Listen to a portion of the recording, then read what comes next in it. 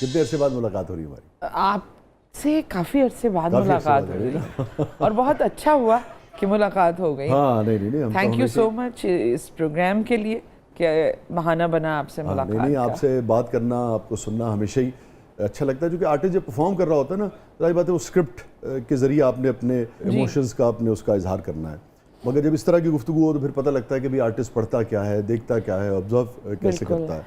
तो यहीं से शुरू करते हैं। इतनी डेप्थ अदाकारी में होना कि बिल्कुल आपको ऐसा लगे कि आप किसी अफसाने को पेंट कर रही हैं, ये कहाँ से, बचपन से थी, इब्तदा से थी? मेरे ख्याल से ये कोई ऑटो सिस्टम होता है। मैंने कभी भी ये सोचा नहीं था कि प्रोफेशन ये होगा, और जब किरदार मिलते गए तो मुझे लगा कि इस कैरेक्टर का ये प्रोटोकॉल होना चाहिए, इसके अंदर ये चीज़ होनी चाहिए। तो शायद वो स्टेप बाय स्टेप करते करते और एक वक्त आया कि वो बन गए कैरेक्टर। आपने लिटरेचर से अपने क्राफ्ट को सेटल किया, पॉलिश किया, ऑब्जर्वेशन से, या फिर ये होता है कि बाज़ लोग इतने गिफ्टेड होते हैं हमारे अपने शोबे में भी, जैसे गालिब जैसा आदमी हमारे यहाँ, बहुत गैर मामूली ट्रैवलिंग नहीं है, मगर ऐसे लगता है कि एक ऐसा शख्स जो पूरी दुनिया को यूँ देख रहा है जैसे ऊपर बैठ के देख रहा हूँ ना। तो चश्मे तसव्वुर से इन तीनों चीज़ों में से सबसे ज़्यादा कहाँ से आपको हेल्प मिली? मुझे लगता है थोड़ी थोड़ी हेल्प हर जगह से मिली, और वो जो लम्हा होता है जहाँ आप बिल्कुल न्यूट्रल होते हैं, जहाँ बिल्कुल नो थॉट जोन एरिया होता है। वाह वाह वाह वाह। जब आप अपने कैरेक्टर को वहाँ जाके, वहाँ फिर आप खुद नहीं होते, वाह, अपने आप को माइनस कर दिया। अपने आप को माइनस कर दें कि आप मैं लेना तो नहीं ऐसे आता। चाय पीती हूँ, मैं तो वैसे जाती हूँ, ये सारी चीज़ें माइनस हो जाती हैं। मगर है ना, उसको वो जो आपने कहा हेड टू टो, इतना ज़्यादा उसे यानी कि तारी करना कि बिल्कुल हिना माइनस हो जाए, यानी कि हैरान कर देना। हम सब इसी शोबे के लोग हैं, आपकी बेशतर परफॉर्मेंसेस जो है वो हैरान कर देती है कि अच्छा वो हिना को आप ढूंढ के दिखाएं, उसमें से हिना को कोई जेस्चर ढूंढ के दिखाएं, वो आपको नहीं मिलता है। मूंछ तक लगा ली आपने। दाढ़ी भी लगाई थी। अच्छा ये बताइए, चलिए जब आप मर्द बनी तो उस वक्त क्या, कैसे आपने उसको कंसीव किया? मर्द कैसे देखता है, कैसे सोचता है? उस वक्त डायरेक्टर ने मेरे कान में आके कहा था कि थोड़ा सेटल रखें, आपकी आंखों में बहुत गंद है। तो मैंने कहा सो सॉरी, ये मेरा फ्रेम ऑफ माइंड नहीं है, ये इस कैरेक्टर का फ्रेम ऑफ माइंड है। तो मुझे याद है अच्छी तरह। अच्छा है ना, लेकिन सारे मर्द तो ऐसे नहीं होते। नहीं, ऑफ कोर्स, बिल्कुल नहीं। बड़े खूबसूरत लोग हैं हर शोबे में। देखिए मेरे नज़दीक ये नहीं है कि मैं कभी भी ग्रुपिंग कभी भी मैंने दो जेंडर्स की नहीं की। ठीक है। बड़ी सिफात हैं जो ख़वातीन किसी खातून में भी नजर आ जाती है, बहैसियत इंसान। बहैसियत इंसान। तो ये जो दो जेंडर्स हैं, मर्द और औरत, इनकी जंग कभी मेरे जहन में नहीं आई। मुझे ऐसा लगता है कि दोनों अल्लाह की मखलूक हैं और दोनों में बहुत कमाल चीज़ें, और बहुत हायर स्केल पे और बहुत लोअर स्केल पे दोनों जेंडर्स में, क्योंकि फीलिंग्स एक जैसी हैं। हाँ, आप समझती हैं कि हमारा शोबा जो है, हमारी फील्ड जो है, वो आप जैसे आर्टिस्ट को उसका ड्यू राइट जो है वो दे पाती है? नहीं, ऐसा नहीं होता। और इस पर मेरी नज़र शुक्र है कि शुरू से नहीं है, वरना शायद मैं भी उस जगह खड़ी होती कि किसी भी स्टूडियो के बाहर पत्थर मार रही होती। ये एक आपे से बाहर होने वाली बात है, ये होता है और ये इम्तिहान है, ये आता है। तकलीफ होती है ना? मैंने अपने तार काट लिए उधर से। तो मैं फोकस हूँ अपने काम पे, और मुझसे जब मैं अपने घर से बाहर यूं ही नहीं निकल सकती, ये सोच के, ये देख के कि हर कोई जो मुझसे मिलता है उसकी आंखों में मोहब्बत और उसके मुंह पे दुआएं होती हैं, और रिस्पेक्ट। और रिस्पेक्ट। बहुत सारे लोग मुझसे कहते थे कि कुद्दूसी साहब की बेवा में आपने इतने कैरेक्टर कर लिए, सारा ही सौदा बेच दिया। ये बड़े बड़े आर्टिस्टों ने कहा मुझसे। लेकिन अब मुझे ये बात समझ में आती कि वो तो मौका अल्लाह की तरफ से था, और अच्छा हुआ क्योंकि उसके बाद मेरे पास कोई बड़ा कैरेक्टर नहीं आना था, मेरा काम उसी में हो गया।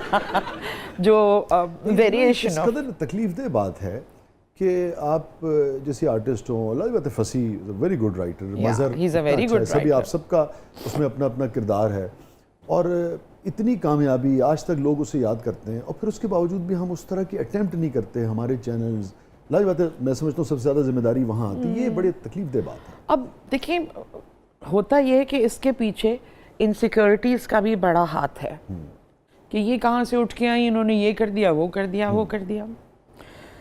चले होता है, लेकिन वक्ती तौर पर ये मामलात आते हैं और ऑल ओवर द वर्ल्ड आते हैं। ये नहीं कि सिर्फ हमारा ही media, all over the world आते हैं। लेकिन बात यही है कि सच को दलील की ज़रूरत नहीं होती। वाह। तो ना ही तो मुझे वो प्रोटोकॉल्स चाहिए, ना ही तो मुझे ये चाहिए कि भाई मैं अल्लाह ने मुझे जो भी दिया है ना, मैं उसकी शुक्रगुजारी में हूँ कि इतनी मोहब्बतें, इतनी। मेरे पास एक अवार्ड है, कारा फेस्टिवल इंटरनेशनल अवार्ड, जो मेरे पहले ड्रामे पे था, बंस रोड की नीलोफर पे। शुक्रिया बहुत बहुत। और हम सब सीख ही रहे थे। मैं ये नहीं कहती कि मैं परफेक्ट हूँ, लेकिन फिर उसके बाद ये 2 बड़े ड्रामे, एक बुलबुले और एक वो किया। बुलबुले तो मुस्तकिल चल रहा है जी। हाँ जी, वो चल बुलबुले की जान है आप। सारे ही कैरेक्टर आप यकीन कीजिए कि मेरे सामने अगर नबील, महमूद या आयशा ना हो तो शायद मैं भी वो ना कर सकूं। सभी जान है, सभी जान है। फिर हुए ऐसे हालात जहां बहुत डिग्रेड करने की भी कोशिश की गई। मेरे नाम, मुझे बुलाया जाता है बिजनेस क्लास टिकट देके, ऑल ओवर पूरी दुनिया का चक्कर लगा के वहाँ पहुँचे। भाई मैं नहीं आ सकती, मैंने उससे कहा मैं नहीं आ सकती। उन्होंने कहा नहीं आपका अवार्ड है, आप आइएगा। फिर हम ह्यूस्टन जाते हैं और आगे वाली सफ़ों में बिठाया जाता है और ड्रामा दिखाया जाता है और सब लोग नाम पुकार रहे हैं कि ये अवार्ड इधर गया, वो अवार्ड कहीं और चला गया। तो मैंने कहा ये कमज़रफ़ी जो है ना, इससे मैंने अपना ताल्लुक़ ख़त्म कर लिया। मैं अब सिर्फ अपने काम पे तवज्जो देती हूँ। अल्लाह ने जो मेरे हिस्से में लिखा है वो मुझसे काम ले लेगा। पहले भी यही था।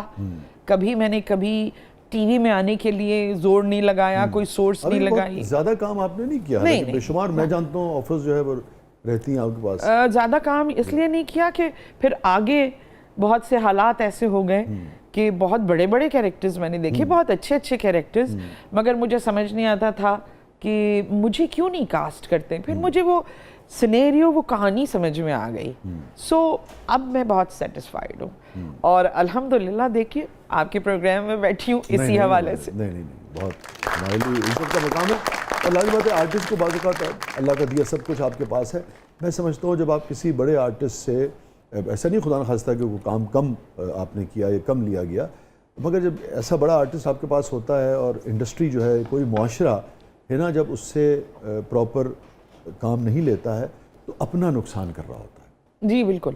अब देखें ना, जैसे मिसाल के तौर पे आर.डी. बर्मन थे, अब वो कैसे बड़ा उन्होंने काम किया, फिर एक वक्त आया कि उनकी इंडस्ट्री को लगने लगा कि भाई अब ये तो वो नहीं है। और फिर आखिर में वो जो विनोद चोपड़ा थे ना शायद, जी, उन्होंने देखी जब उनसे आखिर में कि नहीं यार इतना बड़ा आदमी है, कैसे मुमकिन है कि इसके जो तख्लीकी सौते हैं वो खुश्क हो गए हों। फिर उनकी आखिरी फिल्म थी एक लड़की को देखा और 1942। बिल्कुल। तो इंडस्ट्री, अगर वो गाने ना होते तो इंडस्ट्री का नुकसान था। आर.डी. ने तो कर दिया जो करना। क्या बात। देखिए वो अल्लाह पत्थर में भी कीड़े को रिस्क पहुंचाता है। जी। वतुइज़्ज़ु मन तशा वतुज़िल्लु मन तशा। ना पहले ये कोशिश थी कि नंबर 1 हो जाऊं, ना अब ये कोशिश है। उसने जो काम लेना है मुझसे, अगर इतना ही लेना है तो भी उसका शुक्र है, इससे ज़्यादा लेना है तो उसका और भी शुक्र है। तो बस इसी लाइंस पे मैं हूँ। ये जो कंटेंटमेंट है और ये जो तारे काट देना है, जिसमें दुनियावी चीज़ें हैं, वही तार काटी ना ऑफ कोर्स आपने। बिल्कुल। कि ये कंटेंटमेंट जो है ये भी बचपन से थी या ये वक्त ने आपको सिखाई, ये कैसे आपने डेवलप की अपने अंदर? क्योंकि एक मरतबा तो बचपन से तो ऐसा नहीं था, क्योंकि ऐसा कुछ हुआ ही नहीं। ठीक है। जब मैं इंडस्ट्री में आई और एकदम से पहले ही ड्रामे से इतनी शोहरत, सब बहुत प्यार से मिले, सब बहुत पजीराई दी सबने। उसके बाद कुछ और बेहतर काम हो गया। अच्छा, जब काम बेहतर हो गया तो मैंने मतलब महसूस किया कि कुछ लोग वाकई थोड़े से इनसिक्योर हो गए। लेकिन उसमें भी ये देखें, मैंने एक हमारे बहुत ही प्यारे बुजुर्ग हमारे ख़ानदान में ही। तो मैंने जब ये हो रहा था तो मैंने उनसे पूछा, बताइए कि ऐसा ही होता है इसमें, इन फील्ड में? तो उन्होंने कहा, तुझे इससे क्या है, तेरी नज़र तो काम पे होनी चाहिए। तू, ये तेरा नहीं है हिसाब किताब क्या मिल रहा है क्या नहीं। आप अपने काम पे फोकस कीजिए, जो देने वाला हाथ है वो इन सब से अबव है। तो आप बेहतर ये कि ईमानदारी से अपना काम करते रहो, ये ना देखो क्या मिल रहा है क्या नहीं मिल रहा। ना मुझे अपने मुल्क से कोई शिकायत है, ना मुझे अपनी इंडस्ट्री से कोई शिकायत है। मेरा तो बस एक रास्ता है जिस पे मैं चल रही हूँ। वाह वाह, मुझे वो है ना फैज़ का शेर याद आ गया आपकी बात पे। फैज़ थी राह, यानी कि रास्ता ही, फैज़ थी राह सर बसर मंजिल। वाह फैज़ थी राह सर बसर मंजिल, हम जहाँ पहुँचे कामयाब आए। वाह वाह, क्या बात है।